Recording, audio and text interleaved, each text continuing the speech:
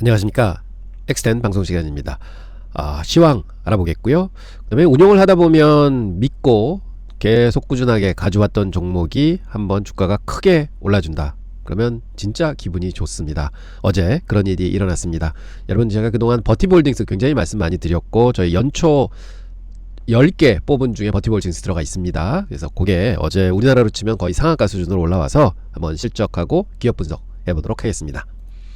자, 시장 헤드라인 보면요, 어제도 이틀 연속 그냥 쉬는 시장이었습니다. 장세 보면 전부 다 마이너스 0.6%, 그다음에 플러스 0.2% 사이에서 잔잔한 시장이었고요. 그렇지만 시장에는 좀 큰 뉴스가 있었죠.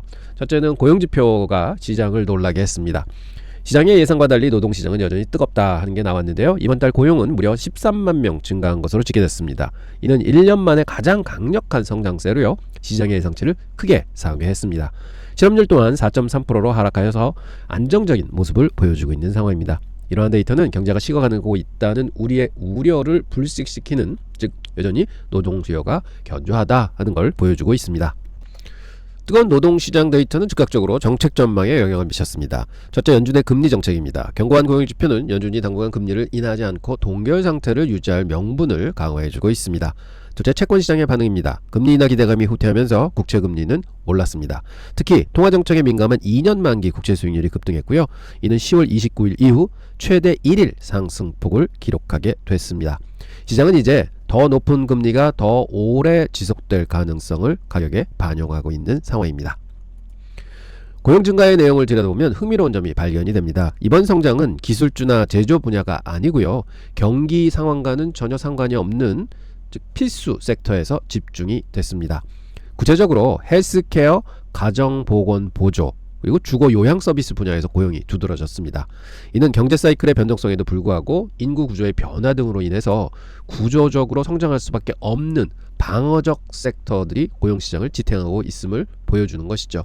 즉 우리나라도 이렇게 이런 요양 서비스나 이런 가정 보건 쪽이 계속 확장되고 있잖아요. 그래서 이게 미국도 현재는 베이비 부모들이 늙어가면서 똑같은 현상이 나타나고 있구나 하는 걸 볼 수 있습니다. 다음은 개별 기업들의 전략 변화입니다. 먼저 필수 소비재 기업인 크래프트 하인즈입니다. 이들은 기존에 논의됐던 분사 계획을 전면 중단했습니다. 2015년 대형 합병 이후 진행해온 구조조정을 마무리하고 이제는 내실 다지기에 들어간 모습입니다. 이들의 목표는 2027년 성장 복귀이며 이를 위해 마케팅 및 신제품 개발에 투자를 집중하겠다고 밝혔습니다. 쪼개 파는 금융공학적 접근보다는 본업의 경쟁력을 키우는 쪽으로 전략을 선회한 것입니다. 반면 완구업체 마텔은 우울한 소식을 전했습니다. 주가가 무려 25% 급락을 했는데요. 원인은 명확합니다. 연말 휴가철 대목에서 매출 목표를 달성하지 못했다고 합니다. 특히 바비와 핫휠 같은 핵심 브랜드들의 재고를 소진하기 위해서 할인을 확대하면서 마진이 많이 떨어졌다고 하네요. 이에 따라 마텔은 2026년 수익 전망치까지 하향 조정하면서 시장의 실망을 키웠습니다. 소비재 기업들이 가격 결정력을 잃는 순간 주가는 어떻게 된다 하는 거는 저희가 잘 볼 수 있어서 이런 걸 많이 주의해야 될 것 같습니다. 스페셜 분석을 한번 해보겠습니다. 요즘 화두가 되고 있는 미국의 재정 건전성을 살펴보겠는데요. 현재 미국 정부의 재정 상태는 수입 1달러당 지출이 1불 33센트에 달하고 있다고 합니다. 그래서 불균형이 굉장히 크다 이렇게 얘기를 하는데, 올해 적자 규모는 1조 8,500억 달러가 된다고 하죠. 이는 GDP의 약 한 5.8%에 해당하는 금액입니다. 막대한 수준이죠. 전망 또한 밝지 않습니다. 향후 2년간은 이 수준에서 횡보하다가 이후 적자폭이 더 확대될 것으로 예상하고 있습니다. 시계를 2036년까지 확장해보면요, 문제는 더 심각해집니다. 2차 대전 때서부터 쭉 보면은 2008년에 금융위기 있었고 2019년 팬데믹이 있었습니다. 이것을 거치면서 미국의 부채는 계단식으로 급등해왔죠. 2036년경에는 연간 적자가 3조 달러를 상회할 것이다. 즉 전체 GDP의 6.7%까지 차지할 거다 이렇게 예상하고 있습니다. 그래서 가장 우려되는 점은 늘어나는 부채뿐만 아니라 부채에 대해서 이자를 내야 되잖아요. 그러면 이자 비용이 이제 정부의 다른 필수 지출을 잠식하는 수준까지 된다. 해서 우려가 커지고 있습니다. 이는 장기적으로 경제 성장의 발목을 잡을 수 있는 구조적 위험이다 하는 게 미국의 현재 상황인 것 같습니다. 이런 상황에서 시장 일각에서는 초장기 채권에 대한 논의가 나오고 있다고 하는데요. 예를 들어 알파벳이 100년 만기 채권을 발행한다고 가정해 보겠습니다. 여러분들 이거는 알파벳에서 100년 만기 채권을 살 것인가 하는 질문을 던져봐야 하는데, 그러면 지금이 2026년이니까 그러면 한 2124년에도 과연 사람들이 구글로 검색을 할까? 제미나이를 쓸까? 하는 생각을 해보면 그게 갸우뚱합니다. 인터넷이라는 기술이 그때까지 존재할까? 혹은 미국이라는 나라가 350주년을 맞이할 수 있을까? 뭐 이런 생각도 들 수 있겠죠. 그래서 100년이라는 시간은 기술 기업에게는 무한의 시간과 같습니다. 이는 초장기 투자자의 불확실성을 상징적으로 보여준다, 이렇게 볼 수 있겠습니다. 하지만 우리는 100년 후의 불확실한 수학적 계산보다는 눈앞의 현실적인 리스크에 더 집중해야 합니다. 당장 우리가 경계해야 할 평범하지만 치명적인 리스크들은 다음과 같습니다. AI의 전망과 현실 간의 괴리가 있습니다. 기대감만으로 부풀려진 버블이 아닌가 하는 거 꼭 지켜봐야 되고요. 빅테크 기업들의 부채 부담이 증가하고 있습니다. 고금리 환경에서의 이자 비용 압박은 필수인 것 같습니다. 그리고 쉬운 돈과 군중 심리를 좀 밝혀야 될 것 같습니다. 유행하는 산업에 맹목적으로 자금이 쏠리는 현상이 지금 많이 나타나고 있죠. 그래서 먼 미래의 불확실성보다는 당장 눈앞에 있는 과열과 쏠림 현상이 투자자들의 계좌를 위협하는 실질적인 위협이 아닌가, 이렇게 생각을 해봅니다. 마지막으로 이번 주 주요 일정을 점검하겠습니다. 목요일에는 주요 기업들의 실적 발표가 좀 몰려있죠. 반도체 장비 업체인 어플라이드 머티리얼즈, 그 다음에 네트워크 장비 업체인 아리스타 네트워크스, 그 다음에 기술주들의 이제 그 방향성을 좀 정할 것 같고요. 필수 소비재인 유니레버, AB 인베브의 실적도 주목해야 될 것 같습니다. 경제지표로는 신규 실업수당 청구 건수가 발표가 되고요. 기존 주택 판매 지표가 발표가 될 예정입니다. 시장은 이렇게 잔잔하게 흘러가는 것 같습니다. 근데 종목들이 뭐 요즘에 뭐 20% 오르는 거, 20% 빠지는 거 뭐 굉장히 많이 나오고 있습니다. 역시 실적 발표 시즌이다 하는 거 시감하게 하는데요. 그 중에 아까 말씀드렸던 버티브 홀딩스가 24.49%나 상승을 했습니다. 지금 그래프 보시는 게 지난 5년간의 주가입니다. 그래서 저는 버티브 홀딩스는 한 2024년, 25년서부터 가장 좋았던 주식이고요. 역시 삽과 뭐 곡괭이를 파는 기업이다, 이렇게 계속 말씀을 드려왔고, 근데 굉장히 부침도 좀 심했었습니다. 그래서 여기서 보시면 제가 여기서 사서 이렇게 올라가면서 쭉 팔아줬고요. 또 내려왔을 때 또 다시 물량을 잡았고, 요번에 쭉 올라와서 사실은 저희 지금 엑스템포트에 있는 데서 정확하게 25%는 처분을 했습니다. 4분의 1 정도를 팔았다. 팔은 이유는 뭐냐? 지금 현재 역사적 고점 뚫었고, 거기다가 지금 계좌에서는 한 65% 정도 수익 보이고 있거든요. 그래서 지금 애널리스트들의 원래 타겟 프라이스를 훨씬 훌쩍 뛰어넘었습니다. 그래서 일단은 25%는 프라핏 테이킹을 하고, 그 다음에 애널리스트의 발표를 좀 보고 분석을 보면서 그 다음에 천천히 시간을 가지겠다. 그리고 이렇게 뛴 자리에서 더 크게 올라갈 것이냐, 그럼 여기서 자금을 좀 찾아서 다른 종목들에 투자해서 그쪽에서 수익을 더 내면은 더 좋은 거다. 그래서 일종의 롱숏 전략이죠. 여기서는 숏을 하고 또 다른 안 오른 종목에서는 롱을 해서 그게 더 많이 오를 때는 전체 계좌에 플러스가 난다. 그래서 이런 많이 오를 때는 사실은 일부는 팔아주는 게 정석이 아닌가, 저는 이렇게 생각을 합니다. 공매도 부분을 봐도요, 역시 공매도는 어디나 쫓아다니는 것 같습니다. 역사적 고점을 위로 빵 뚫으니까 공매도가 갑자기 확 늘었습니다. 그렇지만 뭐 그렇게 우려할 정도는 안 되고요. 뭐 실적이 워낙 좋게 나왔고, 그 다음에 24%는 상승은 뭐 하루에 어마어마한 거죠. 그래서 역시 공매도는 그런 데는 쫓아다니는구나 하는 걸 볼 수 있습니다. 그리고 애널리스트들은 아직까지 뭐 발표가 안 났죠. 어제 이제 실적 발표가 나왔으니까 이제 분석을 해가지고 타겟 프라이스를 다시 조정을 할 겁니다.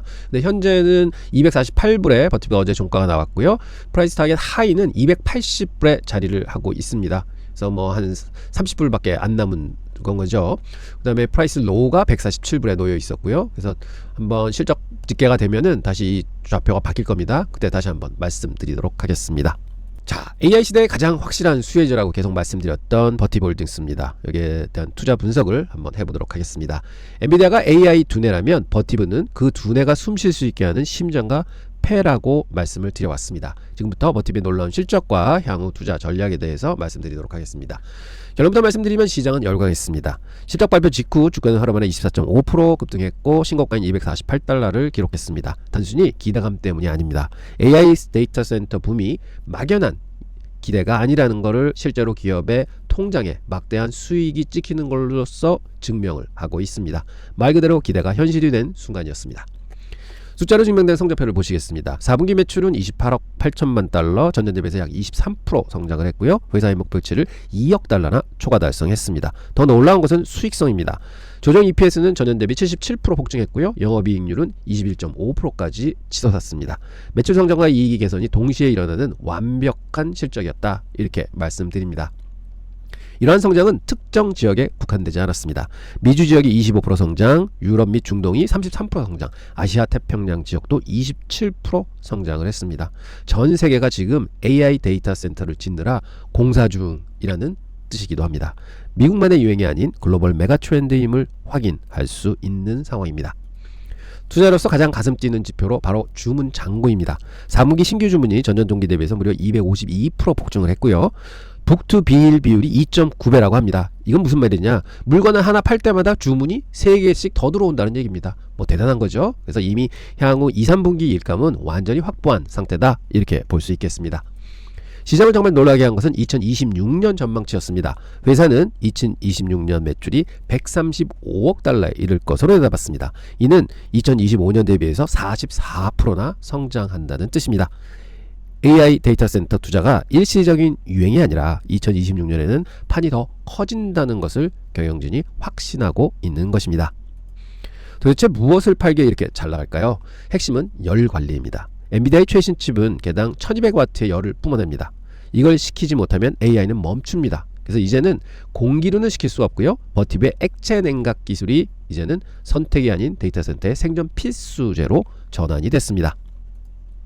또 하나의 축은 전력 관리입니다. 막대한 전기를 끊임없이 공급하는 스위치 기어가 UPS가 주력입니다.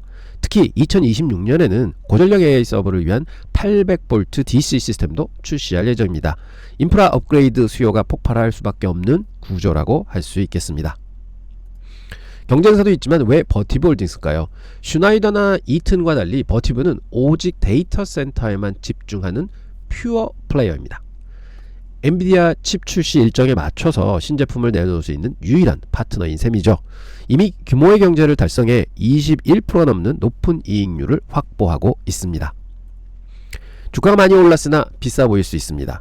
현재 펀은 73배에 달하고 있습니다. 하지만 고성장주는 성장성을 감안한 패그 비율을 많이 봐야 된다고 하죠.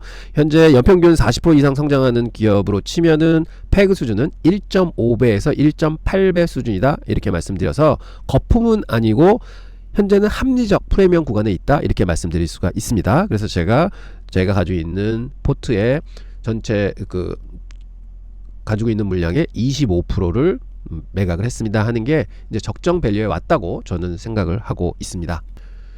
물론 리스크도 있습니다. 현재 주가는 회사가 실수를 하지 않을 것이라는 전제가 깔려 있는 상황이고요. 구리 가격 상승이나 중국 업체들의 저가 공세가 온다, 그러면 경쟁이 좀 심해져서 마진의 압박을 받을 수도 있는 상황이고요. 그리고 AI와 일반 IT 지출 둔화 가능성은 아직도 존재합니다. 그래서 우리가 계속 모니터링을 해야 할 위험 요인들이다, 이렇게 말씀을 드립니다.